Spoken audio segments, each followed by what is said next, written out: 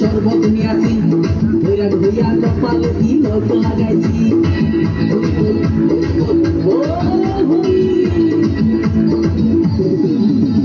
বাংলা মাছ ছেড়ে হাতে শরবত নিয়াছি ধইরা ধইরা কপালে তিলক লাগাইছি মায়ার পিছন ছাইড়া দিয়া মন্ত হইয়াছি পাপের জন্য গঙ্গা জলে ডুব দিয়াছি সব কিছু ছাইড়া আমি সাধু হইয়াছি